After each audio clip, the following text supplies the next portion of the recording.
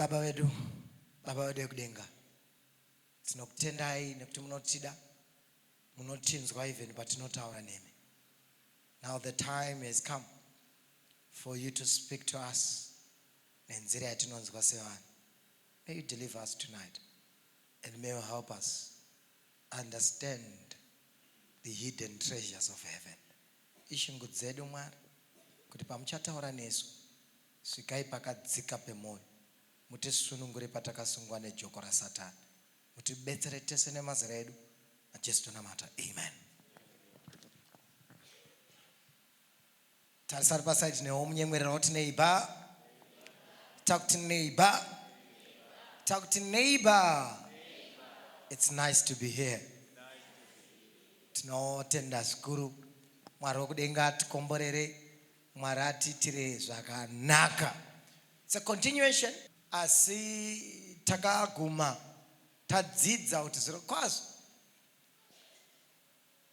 vakafa havana chavanoziva.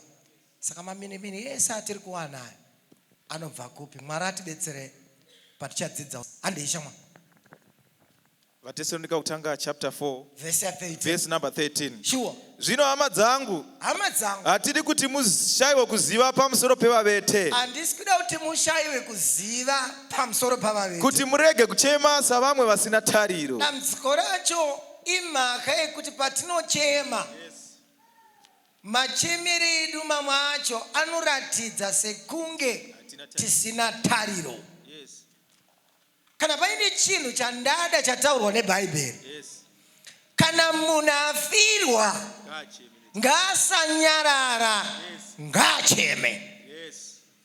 Kune vamwe vane dzidziso dzinopesana nevhesi, vanokurudzira vanhu kusachema, wodunduira hasha, worarama upenyu unorema, unorwadza. Nemhaka iyi arasikirwa nemudikani wake, onzi nyarara. Iye abayiwa panorwadza, onzi nyarara. Saka marwadzo iyayo anonetsa kupora muupenyu hwavazhinji. Worarama namavanga upenyu hwese, munhu achingosiririsa, haagoni kutaura nyaya yacho. Nemhaka yekuti akaudzwa kunzi muKristu haafani kusiririsa, anofana kuseka. Farai nguva dzose. Ndopamedzazve farai. Asi paine pamwe panorema. Pandaiverenga chapter 14 verse 1 yebhuku raJohn, moyo yenyu ngairege kumanikidzwa. Tendai kuna Baba, mutenda nekwandiri. Ndakazvibvunza mubvunzo unoti, ko tozorega kumanikidzwa sei? Isi tararama panyika izere zvinomanikidza. Jesu ari kutaura kuti yes, kumanikidzwa kuripo. Ende ukadzidza chapter yose painopera, he was promising about the coming of the Holy Spirit. Basa rake nderei? Aitaura kuti by believing in the Holy Spirit we gain comfort. Yes. Saka kuchema hakuna kuipa. Patiri kuchema ngatichemei titi Mweya Mutsvene tibatsire. Tinyaradze. Tikanyaradzwa nevanhu mavanga acho anoita wese. Unoziva vanhu vanotaura sina basa parufu. Tafirwa namai wangu kuti you understand iwo wako wari wapenyu. Unoundastanda chii mai wako wariko? Baba wangu wafa untaura kuti you understand. Unoundastanda chii baba wako wari wapenyu? You don't understand anything. Sometimes learn to keep quiet. Ngobata maoko upfure wende. Saka ndidi mushayiwe zivo pamusoro pavavete, kuti muregedze kuchema savamwe vasina tariro. Matambudziko akonzereswa munyika ino hobho acho imhaka yekuti taramba kugamuchira pfungwa inoti kana munhu achinge afa anopinda muchimiro chipi. Saka nezvino takadzidza pamusoro pe-state of the dead. Mwari achitibetsera tikadzidza kuti kana munhu achinge afa haana chaanoziva, akarindira kuuya kwaJesu. Tadzidza kudaro, pane chinhu chekutanga chatinofanira kudzidza zvakare chinonzi munhu. Munhu mapiriro ake akamboita sei? Takamudzidza nezuro, anobhluma seruva, opisa achiremera mastreets. But at the end of the day, anoshawa. akatarirwa muganhu waasingatenderi kudarika. But 18:4 yeEzekiel inoti kudi? Werenga shamwa. 18 verse ya 4. Zvinotarira kana akabereka mwanakomana. Ezekiel 18 verse ya 4. Verse ya 4. Aidaro. Tarirai mweya yose ndeyangu. Correct. Mweya wababa ndo wangu. Sure. Saizvozvo nomweya womwanakomanawo. Mweya unotadza uchafa. Sokorora. Tarira mweya yose ndeyangu. Sure. Mweya wababa ndo wangu. Naizvozvo nomweya womwanakomanawo. Mweya unotadza unofa. The soul that sinneth shall die. Yes. Kana paine chinhu chakanyeperwa vanhu ndechekuti soul haifi. But according to this verse, riri kubuditsa pachena, the soul that sinneth shall die. Saka kana paine chinhu chinofanira kuzikanwa nevapenyu, munhu wese anorarama pasi pezuva ane maperere ake. Yes. Confirmed. Yes. Chimwe chechi2 Mwari. Timothy kutanga chapter 1 verse number 17. verse 17.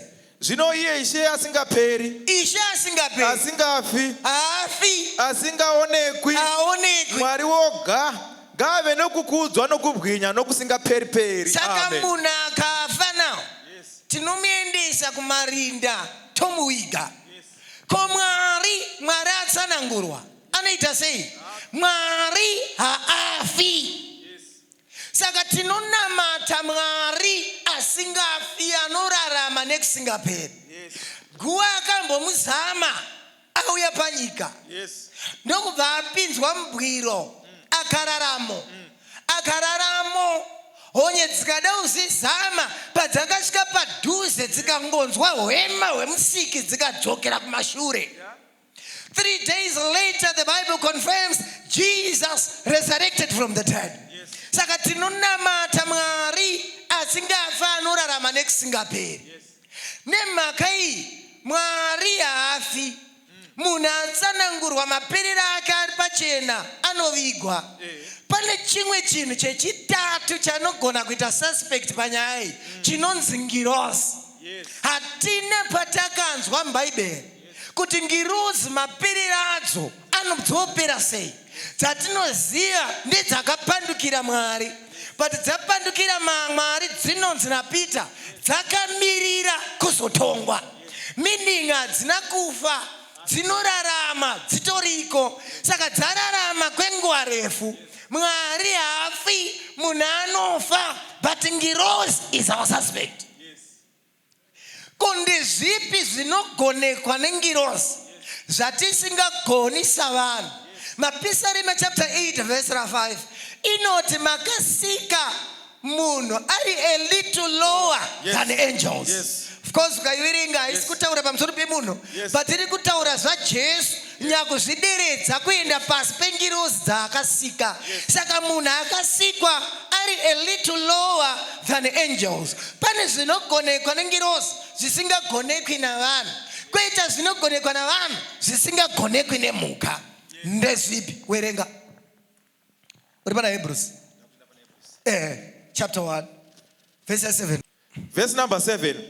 Napamusoro pavatumwa anoti, iye anoita vatumwa vake kuti vave mhepo navaranda vake kuti vave murazvo womoto. Saka ngirozi dzinogona kupinda muchimiro chemhepo, dzinogona zvekupinda muchimiro chemhepo.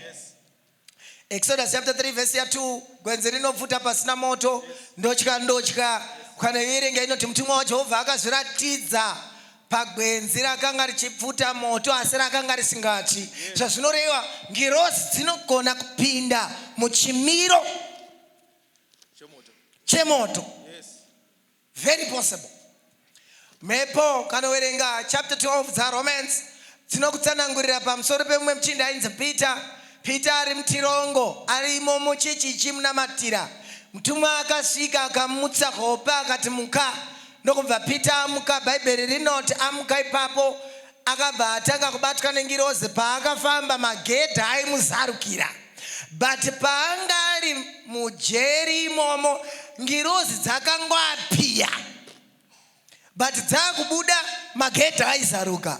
Chinhu chega chinogona kupinda pakavharwa imhepo. Ngatiisiye mukanoerenga nziyo inofarirwa navanhu. Eria waenda nengoro yemoto. Haidaro, haisi ngoro yaakaenda nayo. Ukanoiverenga inobudisa pachena chii chakaitika. The chariot helped to separate Elijah and Elisha, but anonzi he was escorted nechampupuri chaimiririra ngirozi dzakamutora dzikaenda naye kudenga kwaanga asingazivi.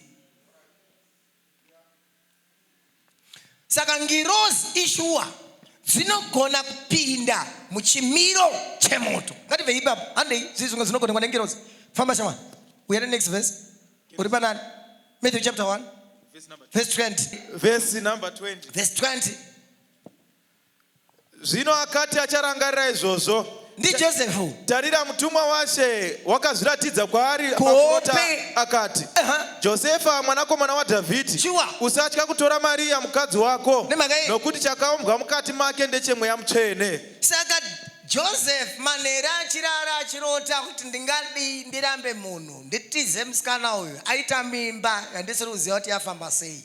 Zviri possible. Hausiwe kutanga kutiza mimba. Joseph akambofunga kuitiza.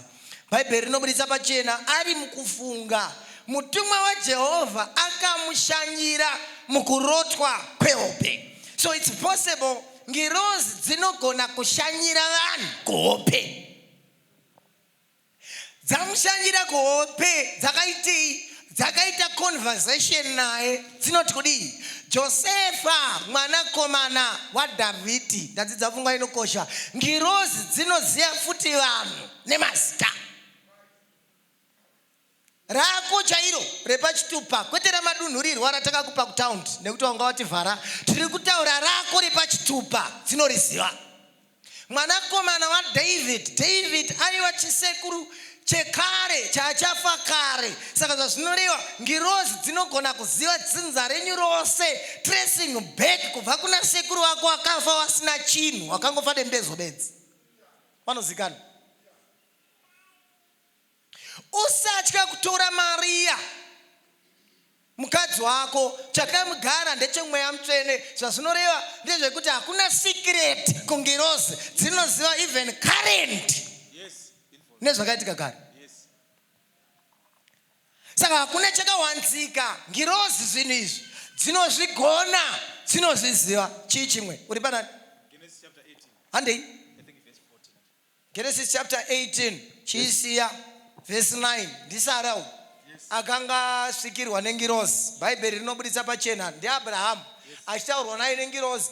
Vanomubvunza mubvunzo, Sara mukadzi wako aripi? Tadangotaura zvemazita. Tabva ipapo. Chapter 19 verse number 1 and 5. Vatumwa vaviri vakasvika Sodhomu madekwana. Roti akanga agere pasuo reSodhomu. Roti akavaona, akasimuka akaenda kundosangana navo, akakotamira pasi nechiso chake. Verse number 5. Akadanidzira kuna Roti, vakati kwaari, vari kupiko varume vapinda mukumba kwako usiku huno? Vabuditsei kwatiri. Vatumwa vaviri vakasvika Sodhomu madeko. Verse 5. Varipi varume vapinda mumba mako? Zvazvinoreva ngirozi dzinopinda muchimiro chavanhu. Dzofamba mumastreets tichidziona. Very possible. 13:2 dzaHebheru. Itirai vaeni rudo vamwe vakagarisa vatumwa mudzimba dzavo vasingazivi. Ona manyimiro aunoita. Unyima nemvura mhiripiri chaiyo unoda kutanga wadetemberwa mutupo. Chera musadaro tokumbirawo mhiripiri nemavaviri ayo aya. Haina kana any nutritional value. Muchanyima nengirozi mukazvivharisira zvikomborero. Ngirozi dzinogona kupinda muchimiro chevanhu. Anzwa ngaati amen. Saka it's possible ngirozi dzinogona kuita vanhu dzofamba mumastreets vanhu vachizoona. Dzotogara pasi kwaAbhurahamu dzakadya. Muna kuzinzwa? It's possible ngirozi dzinogona kugara nemi pasi dzodya. Ikai chete dzinodya. Uri panani? Pana Numbers chapter 23. Chapter 22 verse 23. Ipapo mbongoro ikaona mutumwa waJehovha amire munzira, ano munondo wakavhomorwa muruoko rwake. Mbongoro ikatsauka panzira ikaenda nokusango. Bharamu akarova mbongoro kuti idzokere kunzira. Zvino mutumwa waJehovha akandomira panzira nete pakati peminda yemizambiringa, rusvingo ruri kurutivi runo norusvingo kuno rumwe rutivi. Mbongoro ikaona mutumwa waJehovha ikazvisundira kurusvingo, ikambandidzira rutsoka rwaBharamu parusvingo. Ipapo akarovazve mutumwa waJehovha akapfuura mberi akandomira pakanga pakamanikana, pakanga pasina nzvimbo yokutsaukira kurudyi kana kuruboshwe. Mbongoro ikaona mutumwa waJehovha ikavata pasi, Bharamu ari pamusoro payo. Bharamu akatsamwa akarova mbongoro netsvimbo yake. Zvino Jehovha akashamisa muromo wembongoro ikati kuna Bharamu, ndakakuitireiko zvamandirova zvino katatu? Bharamu akati kumbongoro, nokuti wakandidadira, dai ndaiva nomunondo muruoko rwangu ndingadai ndakuuraya pakarepo. Ndizve kujairirwa dai kubaya. Uzoona nezvindi zvekudiscussa nezvinhu zvisingatauri. Unofana kusenza kuti chinhu chakutaura apa achiziri icho chinhu chinofanira kutaura. Mukadzi wako achikutaura kuti haundizivi mushi ewaita nharo, ndokuziva unonzi Sekai. Ari anokuwadza. Saita nharo. Kana wanzi handikuzivi, ita sure handikuzivi, uchende. Unobvira mahara. Saka chimwe chinogonekwa nengirozi kuapia nekudisappear. Hamuna unzwa? They can appear and disappear. Chimwe chatsinogona, they can appear to some, dzoshaikwa kune vamwe. Ngirozi dzinozigona izvozvo. Chimwe dzinogona kutaura muchimwe chinhu. Jesu anosvikira mumwe muchinda akanga ane madhimoni ainzi Legion, anoti Legion nekuti takawanda. Zvazvinoreva ngirozi dzine simba rekutaura muchimwe chinhu. Motodiscussa.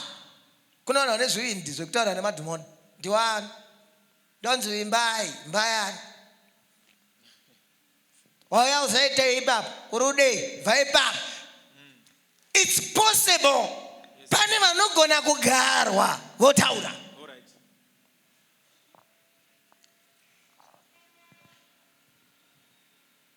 Saka ngirozi dzinogona kuita zvinhu zvese izvi.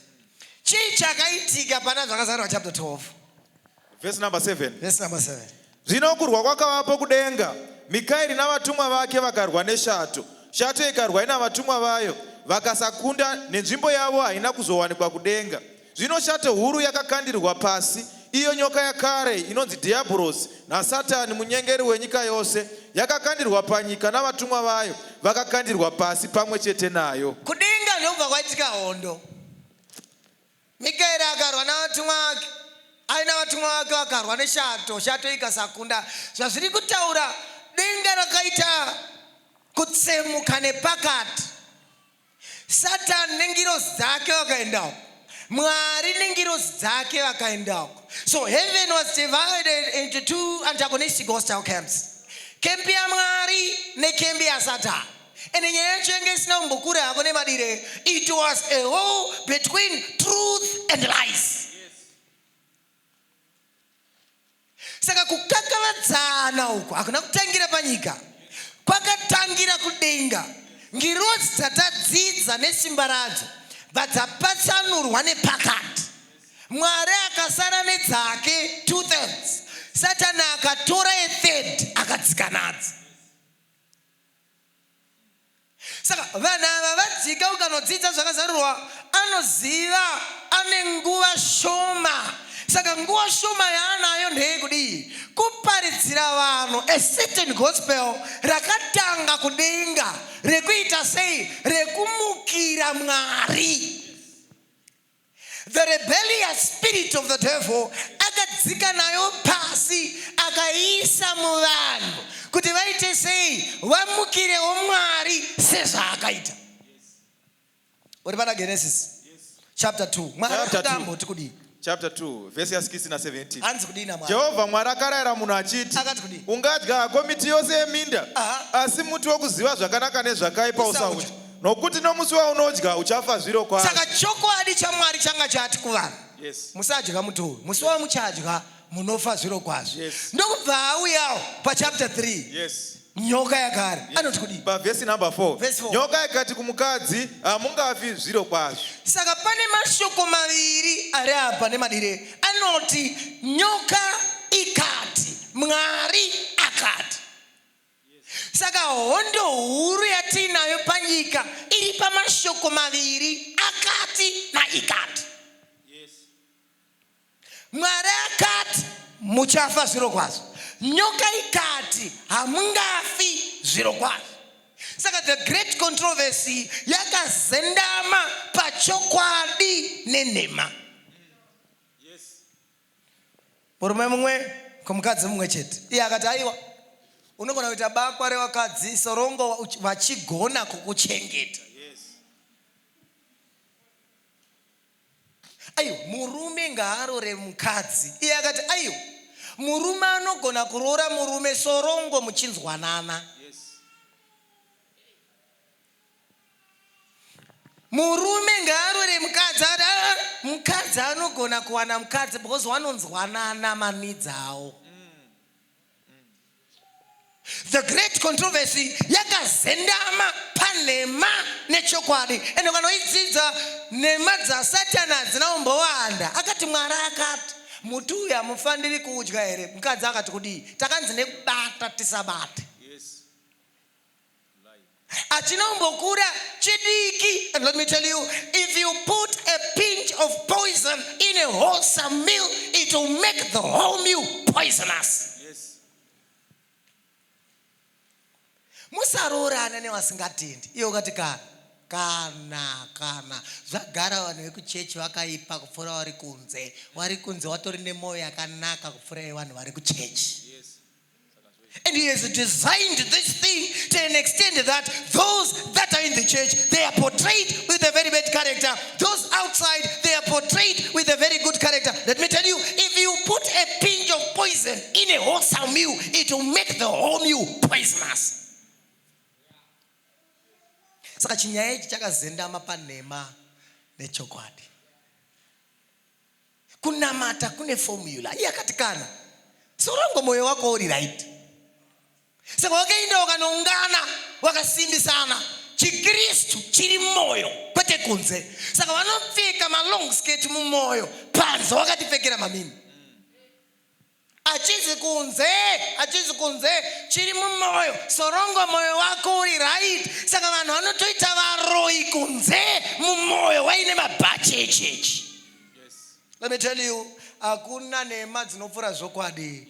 Nemhaka yeye Mwari akabuditsa pachena unganidzo yeshoko renyu ndeyazvokwadi. Mwari haanganyadzisii. Anotaura chokwadi. Uri pana hande. Vaefeso chapter 6 verse number 12. Varume, chihondo chatinacho ichi. Yes. Dai vanhu vaichinzwisisa nemadiri. Yes.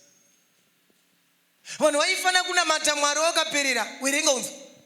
Nokuti hatirwi nenyama neropa. Hatisi kurwa nenyama neropa. Asina vabati. Tinorwa navabati. Nevane simba. Vanhu havane simba. Namadziso enyika yerima rino. Nemweya yakaipa yedenga. Imweya yakaipa yedenga. Chihondo chatinacho vanhu vaMwari. Dai changa chichida mashoko beds. Satan taimugadzirira size baba. Taingomunzira zvihera zvedu zvitatu beds. Zvinopinda saadha zvakapfeka green. Zvaimugadzirira size. Makuseni kusvika kudoke taiwaisa pakanaka. Chimwe morning manna, chimwe divine, chimwe manheru. Satan anotukwa akazvireka. Dai chaida mamonya. I love the Adventist youth. I love the Adventist youth. The way iri kujima nayo youth yesavata sanyeperwe waimukanda mudenga womutsika aifira ipapo. But hondo iyi haizenyama. Ndosaka vanopinda chechi tiri kukuduburwa naye tichiisirwa pasi. Chihondo chemweya hachidi vari panyama. Muri pere chechi yaMwari. Chihondo chemweya ichi chihondo chemweya ichi chiundo chemweya. Saka nzonzwe magadzirirwa chakaitwa naSatani. Werenga. Zvakazarwa chapter 16 verse 13. Verse number 13. Ndakaona mweya. Ipapo ndakaona mweya yetsvina mitatu yakaita samatavi ichibva pamuromo weshato nomumuromo wechikara nomumuromo womuprofita wenhema. Papaita muprofita muprofita wenhema. Nokuti ndiyo mweya yakaipa inoita zviratidzo, inoenda kumadzimambo enyika yose kuvakokera kukurwa pazuva iro guru raMwari wamasimba ose. In other words, iri kutsanangura kuti chinhu chiri kuitwa nemuchinda uyu ari kuita minana inotyisa, kuita make sure if possible kana paine vanhu vaakatageta the elect of God. Yes. Kuta make sure kuti vatsauka panyaya iyi. Ona manje zvayakaita. Ari kunze dragon ndiye achanyanyoita mabasa makuru anoshamisa. Mabasa makuru anoshamisa iyayo ukawerenga ndo inonzi spiritualism. Ndo chinamato chemweya mweya, chinamato chinotenda zvikuru sei kuvakafa. Basa reuyanzi muprofita wenhema kuparidza mharidzo yadragon inoti kudii. Kana munhu achinge afa haana kunyatsofa ane chaanoziva. Kana vanhu vatenda kuti vakafa havana chavanoziva, vachaaccepta mark of the beast, wotanga kunamata nezuva risina kutenderwa naMwari. So in other words, basa radragon iwana kuita mashura zvinoshamisa vanhu vovhunduka. Saka muchangomuka makuseni mumba menyu makagara baba wenyu akafa kare, wachiwerenga newspaper samazuva ose, wari pakanzi classifieds kutsvaga stende yekuti mugare, ivo vakafa kare. Chii chimwe chavachaita? Vana vacheche vasingatauri dzarwa vachagarwa votanga kutaura kuti ndakafira Mozambique, endai munonditora ikoko muuye mundiige. Handiwigwi musango, ndoda kuenda pachiuru pane madzibaba angu. Chii chachaita? Achaudza vanhu mashura vasina mabasa vachagarwa. Ndosaka uchiona iko zvino ari pabasa guru rekugara vanhu, kwete vari kunze. Even vanopinda chechi vazhinji vacho vakagarwa nemweya yetsvina. Basa radragon nderei? Nderekuita make sure aita mabasa esimba kushamisa vanhu. Kana paine vanhu vanotenda mashura, vanhu vanotenda minana, kana uchitoti ndiri mwana weminana, uri kutoti ndiri mwana wadragon.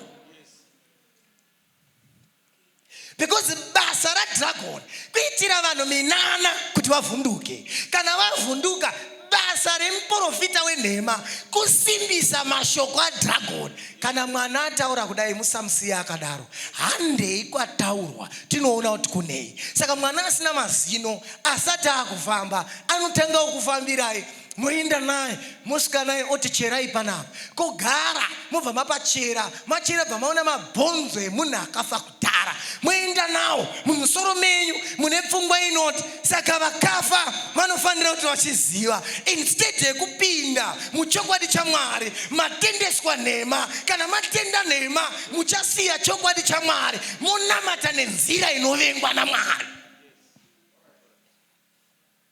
Ndosaka uchiona hakuna muprofita wenhema anoti apedza kutaura otadza kuasosieta nyaya dzake nedzevakafa.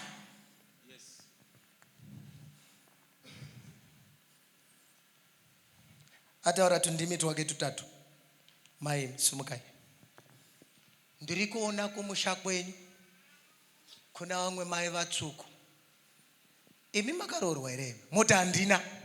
Pana tete wakafa wasina kuroorwa, saka vakatsamwira vanhu vazhinji vemusha menyu, ndosaka musiri kuroorwa dzinza rese.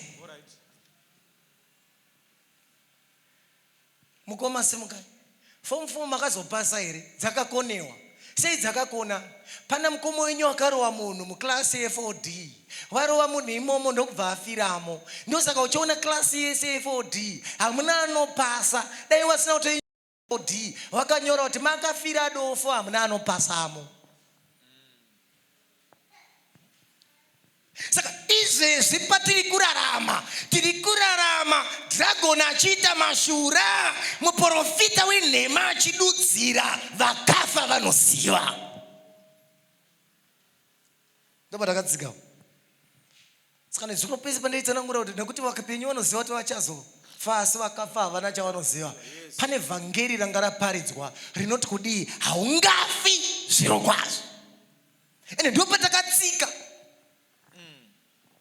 Sauna wachipinda chechi mumusoro mao vakafa vane chavanoziva. Ende tadzidza hondo iyi varume haizi yenyama neropa.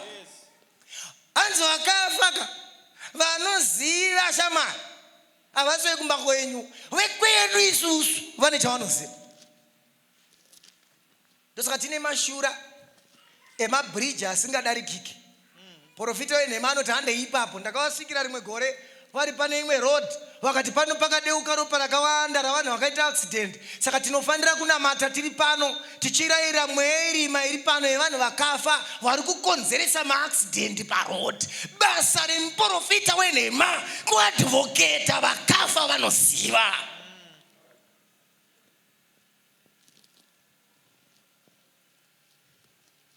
Saka kune vanhu vari kutambura izvezvi. Ende masolutions ese ukanomadzidza evanhu vari kutambudzwa nevanhu vakafa haapedzwi kusavata. Anonzi takazomapedza takwira mugomo. Makaitisweiko? Profita akatitsanangurira dzinza redu kubva kuna sekuru wekutanga. Ngirozi tadzinzwa dzichitaurira Josefa kuti kudii, mwanakomana waDhavhidha usatya kutora Maria kuti ave mukadzi wako. Matsanangurira acho aita ataura sekunga anga aripo. Mozisi afa paguva rake pakasvika Satani.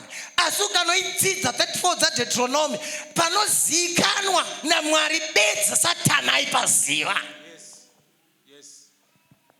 Aipaziva. Akatoenda apa akanoti parinda ine munhu haamukizve kumhanya apo. Pane zvakaitika pamiri pa ndobva amira ipapo. Saka kana paine pano terera padzarwa pari kukapitaliza Satani zviri serious, akakapitaliza pamakuva. Vanhu vese vachatiza chokwadi chaMwari. The reason why they are going to run away, chinhu one chichavabuditsa, spiritualism.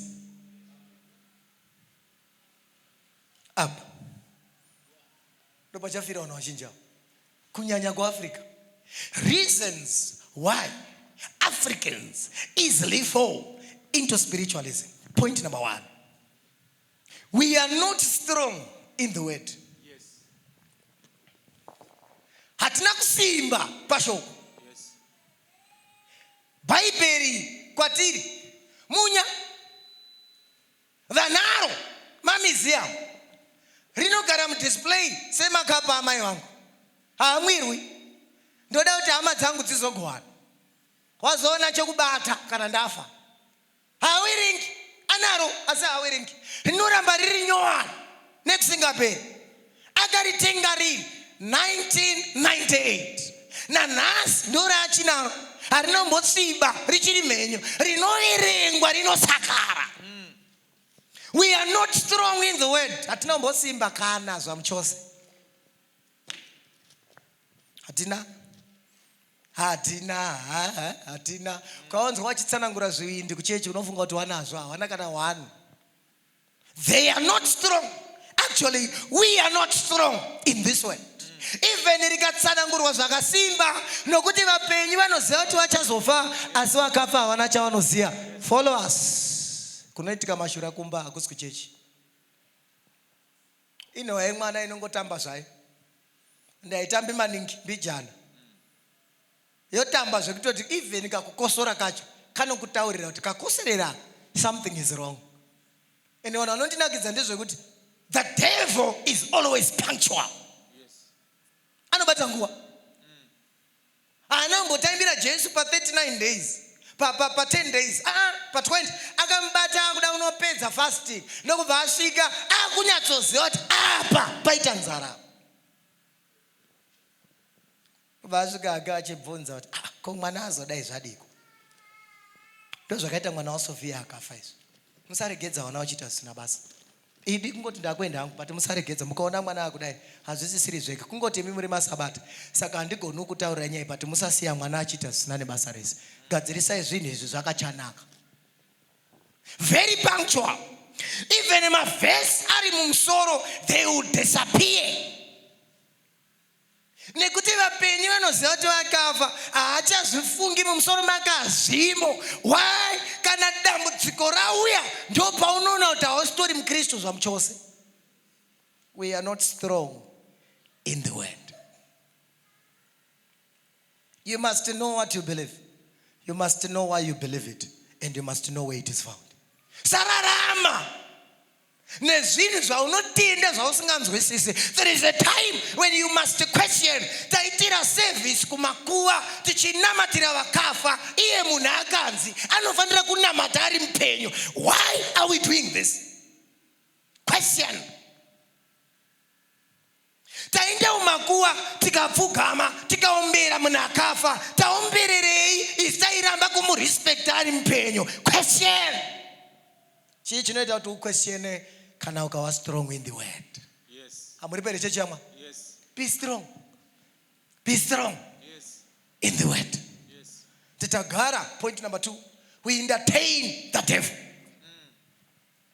Ndaunoona mafirimu awanoona kumba kwavo. Mahora. Matyira unoita madzvinyu nemadira unoita kuona mahora. Hazvienderani. Kumbata manhera akarara nemaoko anotonhora anochapya kuti unga achachikoka. We easily entertain the devil. This is the reason why we easily fall into spiritualism. Yes.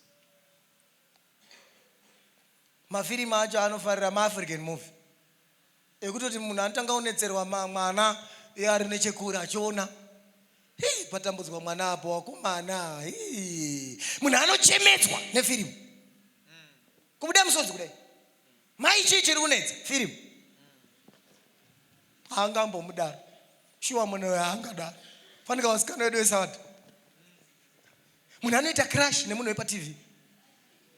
Udanana naye, urambana naye paTV. Uyo akanaka uyu. Udanana naye kutomuisa pastatus. Regerani kutaurira hanzvadzi yangu. Vanhu vemufirimu kuAfrica hakuna vanhu vakadaro. Vanhu vari kuAfrica ndio vari padhuze newa. Ana matambo ndio vanhu vatinawo. Vamune muchifunga kuti vati misoro yakatarisa kwawachaenda. Ende ndio vachakuraurai. Yes. Lest you forget. Yes. Chimwana chashungurudzwa. Ende zvinonoitika ndezvekuti mai wacho vanga varoorwa vauraya mai wacho kuti vatore murume. Saka firimu racho rinonyatsokuisirai picture yekuratidza kuti murume uyu haana kutorwa zvakanaka. Ndosaka mai avo ari kukanganisira mwana uyu. Yofamba firimu roita serinoenda nechekumberi. Ende unonzwa masounds efirimu anotanga ochinja. Makatarisa.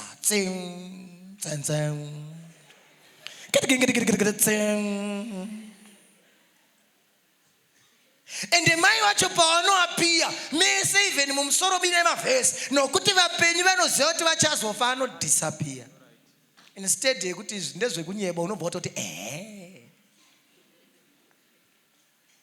The more you entertain the devil, the higher you go with the devil, the harder you fall. Ndosaka vanhu vasingarari usiku. Usandibate. Unofanira kubatwa kusvikira wamira kuona zvaunoona. Wagara mumusoro mako hamuna chinhu. An empty head. Kana paine chinhu chaunofanira kuita, as I'm preaching to you tonight, start feeding your head with things that are spiritual. Saka uchita mararo mukadzi mukuru. Norera panapa tinofuma wakukona. Uchita maclarks kakaenda apa kanoenda apa koguma kakukona.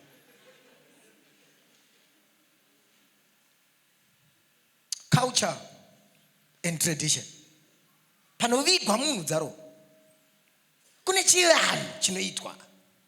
Ndizvagara vakuru vedu shama. Nyaya iyi vanga vakaionera kubva kudhara. Kuti no man, munhu akafa pari kuita gepi. Pane vari kuzosara vachirota munhu. Kuita umwe uri kuti ndiri kunzwa ndichibatwa usiku. vamwe vari kutofuma uchoro ndavatiwa nemunhu akafa. Saka vakuru vedu paunge wakaigadzira vanoti munhu akafa usipo, zvaunofanira kuita sekai mwanangu, kana uchinge wauya tora dombo woenda unokandawo ipapo wouiga hama yako kuitira kuti ugutsikane, hama yangu yakazorora. Ndosaka vakaisa imwe tsika inoti kana munhu achinge afa wanototora foshoro vasingagoni kumuiga, uyai mubva magara matomuiga muise ivhu renyu apa mugutsikane, takaviga hama yedu. Yaitova tsika yanga yagadzirwa yekuzama kurumura vapenyu kubva kuvakafa. Kana ari Selemani afa, mudzimai wake aifanira kuita sei? Ainzi anotora dzimwe nhumbi dzake odziisa mubhokisi raSelemani kuitira kuti agutsikane. Munhu wandaishiya naye gumbezi, munhu wandaitaura naye mugumbezi afa, haasiri pakati pavapenyu. Saka paaisa hembe dzake yaiva nzira yekurumura akafa kubva kumupenyu. Kabva Satani aigarira pasi akati hamuna kungwana. Akarwarira pabonde, vaitora bonde racho, hatidi zvirwere zvitapukirana, chiendai nebonde racho moriisa muguva zviende zvese, negumbeze raaifuga isai imomo, zvisangane imomo moiga kuitira kuti zvirwere zvisatapukire. Pamwe chirwere chamuuraya chingatapukire kuvapenyu tikasara tichifa. Satani akati unonyepa, musamuise pasi papasina bonde, munganetsana naye. Ende for sure vasina kuigwa nemaponde vese munorifukunyura moribvisa moisa bonde mozomuiga. Ukasaisa nguo dzako imomo uri mudzimai wemunhu akafa, ukasadzisa imomo unochibata usiku wakarara, unongonzwa paine anotouya achivata newe. Saka because of these cultures and tradition we easily fall into spiritualism. Chatauri zvekuroorana. Vaitotenda kuti kana munhu achinge aroorwa, vanhu vanofanira kuuya usiku vachipembera muroora. Vosiya muroora mumba, vasiya muroora mumba. Ava vaizomuka kuseni kuma 3 am. Votsvaira ruanze. Vanotenda kuti pausiku ihwo pane matara aigarwa. Aiva ichi madzitete uku kwabva munhu nemadzitete auya kuzoroorerwa. Vaiita meeting usiku yekuti vaone kana muroora angagamuchirika mumusha. Kana mukaona vamwine nemuroora vasingawirirani, zvazvinoreva ndezvokuti matare arwisana mumhepo. Kana mukaona vanzwanana zvinoreva kuti matare anzwanana mumhepo. Saka makuseni vaizoti dare iri paraitwa pautendwa nevanhu vakawanda, madzitete acho akawandisa akafa. Saka zvizi zvinofanira kuita chitsvairai tsoka dzavo na 3 am kuita kuti panomuka vanhu vanozongoona panze pakachena. Chiwanze chipi chinotsvairwa na 3, cha 6 asa hachichena.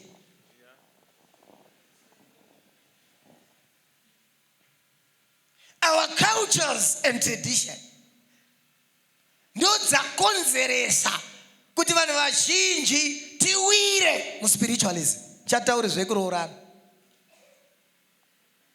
Ende yakaiswa kuchivanhu matekenya ndebvu maekera. Wakazoona kuti mukaisa kuchechi kuti titange kuti mari yehimbuku $30, uniform yepathfinder $37, vanhu vaoni mari yakawanda.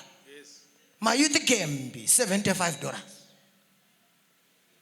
Mochitipo mari yatakamuitisa youth and temperance contest, vanhu hawana chavanwana. Mafukidza dumbu makandinzwa nani, gotsi rababa zvakazodai kuita make sure they capitalize. Ende ona zvatinoita vanhu vekuchechi, kana tichibenefita hatina problem, kasi kana zvakutirwisa tava vanhu vechechi. Samwe yechina painowadzingirira vava vanhu vechechi, but pavanobhenefita kuchivanhu vava vanhu vechechi. Tizai kutsika dzakaipa dzinopesana neshoko raMwari. Saka chechi yararama munguva yakaoma, vanhu vachiwira muspiritualism.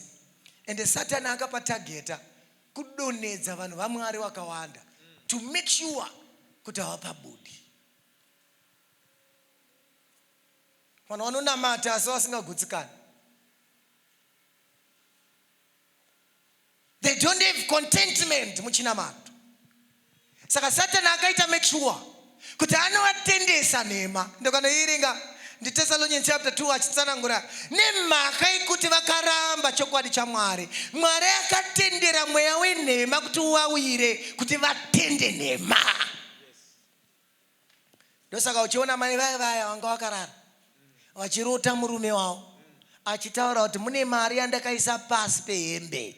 Nemhaka yekuti vakaramba chokwadi chaMwari, chinoti nokuti vapenyu vanoziva kuti vachafa, asi vakafa havana chavanoziva. Pakauya akafa achitaura nawo kuhope, akavataurira pane mari. Nemhaka yekuti nzara yanga yavarova, hazvina kuvaremera kuendapo vakaona mari. Kana mukaramba chokwadi chaMwari, Mwari anotendera kuti nhema dzitendeke kuvanhu.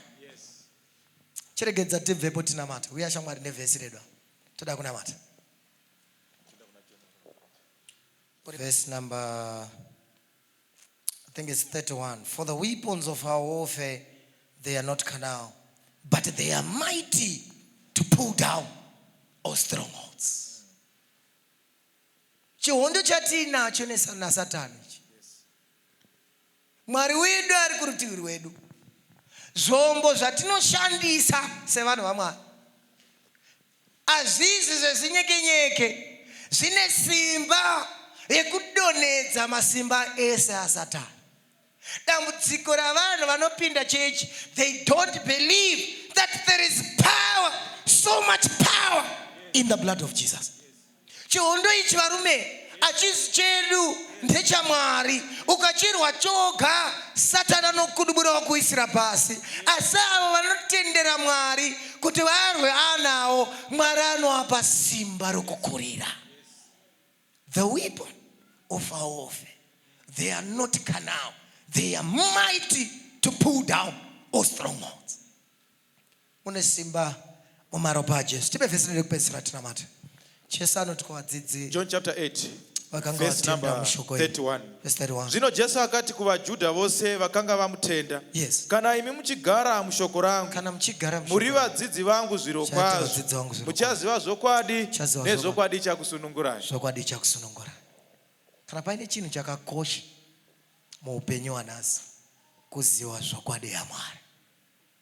Saka Jobho achiti munhu kana achinge aburukira kukanyarara haangazokwirizve nenzvimbo yako haingamuzivi. Kana ukatenda muchokwadi ichi, worarama muchokwadi ichi, chava wakasununguka zviro kwazvo. Ndoda kunamata manherano nevanhu vanoti Mwari ndibatsire. I've been living ndiri nhapwa yaSatani for a long time. But Mwari ndibatsire mundisunungure manherano. Ndokutaura nevanhu vanorota vanhu vakafa. Ndiri kurarama nevanhu vasingarari, vachifunga vanhu vakafa. Vari kutadza kuroorwa vanonzi imhaka yevanhu vana tete vakafa. Vari kushaya vana mufaro munyika yanhasi. Vakafa vanoita sevane simba pamusoro pavo. Ndizii ndiani? Handisi kuziva kuti zviri kuitika nguwai. Vamwe usiku huno hamuna mufaro. Munototi kana kwadoka ndo pazvinotoita wese. Ngonoraramba so tinofuma taapanze. Tadzidza kuti isimba rowakaipa. But mune simba rinoshamisa mumaropa aJesu. Vose vakamugamuchira akavapa simba kuti vanzi vanakomana nevanasikana vaMwari. Rimwe zuva Jesu amuka anodedzera mashoko anotyisa, achitaurira vadzidzi achinoti kwavari, ndoda kuti muende neshoko iri unoparidzira vanhu vose. But asati ataura mashoko ese aya anoti, ndakapiwa simba rose kudenga nepanyika. All power is in me. Blessed is he who is in the hands of God. Ndinoda kunamata neni manherano anoti Mwari ndibatsirei. I would want you to protect me. Ndibatsirei man, mundiise muchokwadi chenyu. Chinofana kundirwira kuhondo dzangu. Ndibatsirei ndiwimbe nemi nguva dzose. Chechi yararama vanhu vasingachavimbi naMwari. Vanofunga kuti Mwari haana simba yekurwa hondo dzavo. Vanoona hondo dzavo dzichirwiwa nen'anga, hondo dzavo dzichirwiwa navaprofita wenhema. Vanoona hondo dzavo dzichirwiwa mumasango, mumapako, mumapani. Vanorarama upenyu hunotyisa, hunorwadza. But mune simba rinoshamisa, mune simba rinoshamisa mumaropa aJesu. Simuka shamwari tive nenguva yekunamata. Simuka shamwari tive nenguva yekunamata. Simuka shamwari tive nenguva yekunamata. Ndiani mumwe anoda kunamata neni? Ndiani mumwe anoda kunamata neni special prayer? Selemani shamwari. ndinomborota vanhu vakafa but manerano ndoda kusunungurwa naJesu. Vanowana ma-encounters nevanhu vakafa. I want you maneranas kuti Mwari akusunungure. Tena dauna matanene muna matu wakadaro. Come forward to any special prayer. Zinomboitika kwandiri. Pane hama yangu yakafa kudhara. Ndoinzwa ichitaura neni. Kune hama yangu yakafa kudhara. Ndonzwa ichindishanyira. But manerano ndoda simba riri mumaoko aMwari. Just come forward to enengo yekunamata. Come. Just come. Toda kunamata. I don't have time. Saka if you waste my time, I'll just pray. But if you just want this power from God, come forth to enengo yekunamata. Yetunamata. Mwari ndibatsire. Yetunamata. Come forth. Yetunamata.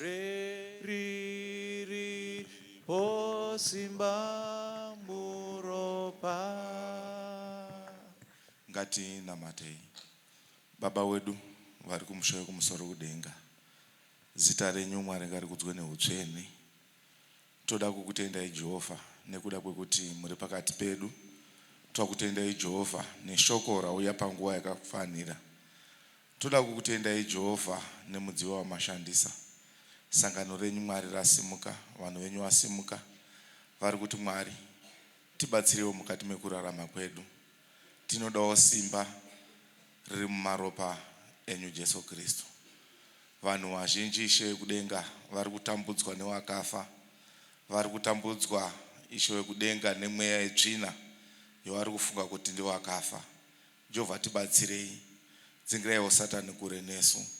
Satani ari kunetsa vanhu vofunga kuti vanhu vakafa vari kuvatambudza. Chitibatsiraiwo Jehovha, mutipewo mweya mutsvene utiprotecte kubva kuno mweya waSatani. Toda kutendai panguva ino nemudziyo wamashandisa Jehovha. Dai munga ukomborera nekumba kwake Jehovha. Dai munga waitirwa zvakanaka. Maita yenyu chiwaiwo nesu kubva zvino nokusingaperi chiramba chikunamatai. Amen.